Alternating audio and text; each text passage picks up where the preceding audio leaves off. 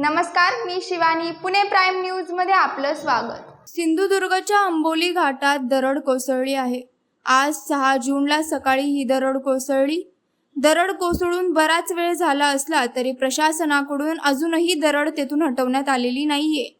यामुळे तेथून प्रवास करणाऱ्या प्रवाशांना जीव मुठीत धरून प्रवास करावा लागत आहे. तसेच मोठ्या गाड्यांना जाण्यासाठी अडचण निर्माण होत आहे. दरड कोसळल्यामुळे रस्त्याचे पण नुकसान झाले आहे. या घटनेचा व्हिडिओ सोशल मीडियावर व्हायरल होत आहे.